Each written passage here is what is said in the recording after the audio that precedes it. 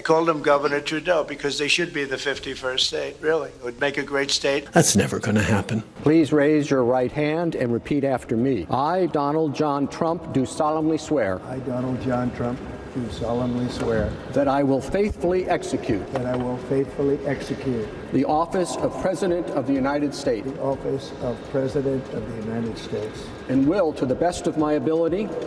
And will, to the best of my ability. Preserve, protect, and defend. Preserve, protect, and defend. The Constitution of the United States. The Constitution of the United States. So help me God. So help me God. Congratulations, Mr. President. Donald Trump is back in the White House and he's the 47th president of United States. He's already making waves with some huge changes, from pardoning people involved in the January 6th riot to cracking down on the immigration, reworking energy policies, and even pushing new tariffs. Trump's movings are shaking up everything. But what does this mean for us and our wallet and the future of the United States? It doesn't matter which country you are living, but the Trump policies will affect you directly or indirectly. In this video, we will break down his key actions and explain the potential impacts on things like job, economy, and even the international relationships. Whether you support him or not, these decisions will affect you for daily life, and it's important to know how. Stay tuned and watch entire video. We will start from the January 6 pardons. First, newly sworn-in President Trump issued roughly 1,500 pardons on his first day in office and commuted the sentences of 14 of his supporters in connection with the January 6th insurrection. So this is January 6th. These are the hostages. Approximately 1,500 for a pardon. Yes. Full pardon. We hope they come out tonight, frankly. Trump has pardoned over 1,500 people involved in the January 6 Capitol riot. He promised to do this during his campaign and now he's delivered. Some people are happy with this, saying it supports those who stand by him, but others are upset because the Justice Department spent years prosecuting these cases. They feel this move weakens accountability and set a bad example for future protest. Immigration is one of the Trump's top priorities. He's declared a border emergency and restarted the border wall construction. He's also reinstated the Remain in Mexico policy, which means people seeking asylum have to wait in Mexico until their cases are decided. The 14th Amendment states anyone born in the United States is an American citizen, but President Trump wants to exclude children born to parents who entered this country illegally. President Trump was asked in the Oval Office about potential legal challenges to the executive order. He called the idea, quote, ridiculous, and said, quote, we have very good grounds. Trump has proposed ending birthright citizenship and suspending refugee programs for 4 months. This will affect those people who are living in the US on H-1B visa. His plan includes treating cartels as a terrorist group and even using capital punishment for certain crimes by undocumented immigrants. Supporters say these steps will secure the border and stop illegal immigration. Critics, however, believe it could lead to more legal challenges and humanitarian problems. Trump has declared a national energy emergency to boost oil and gas production in the US. He wants to reduce the focus on clean energy, cancel electric vehicles,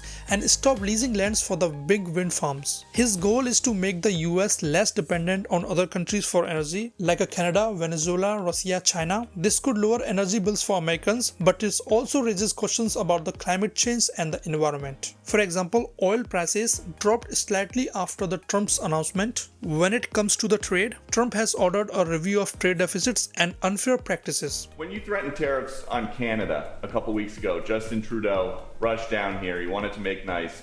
Now he's on the way out. Is that what you wanted? $250 billion a year. We have massive deficits. They've taken about 20% of our car business. I'd rather do it here. We could put tariffs on. We don't have tariffs on them yet, but that will happen. But we don't need anything. We don't need their fuel. We don't need their energy. We don't need their oil and gas. We don't need anything that they have. And a big announcement is the 25% tariffs on goods from the Canada and Mexico starting February 1st, 2025. We saw so much heat coming from the outside, like Canada, the Prime Minister Justin Trudeau. He's coming back again and again on the videos, like how he's stopped the tariffs on the Canada. The issue, of course, of Canada-US relations also came up a number of times today.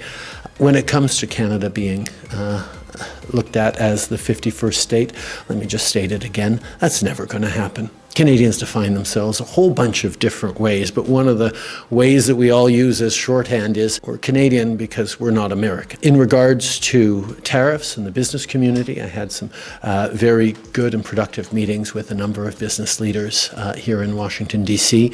Jay Timmons of the National Association of Manufacturers, Joshua Bolton of the Business Roundtable here in the United States, to emphasize that we have become incredibly successful as countries, as economies, as a continent, because we do things so well together. This is huge because the US trade billions of dollars daily with these countries. These tariffs could make things like cars and groceries more expensive. Trump also planned to create a new agency called the External Revenue Service to collect tariffs from the other countries. Supporters think this will protect American businesses, but others worry about it could hurt relationships with US trading partners. Changing in the health policy after Trump announcement. Trump has made some bold moves in the health policy. He announced that the government will only recognize two genders, male and female. This means removing non-binary options from the official documents. This includes two LGBTQI. This includes two LGBTQ+. Thank you.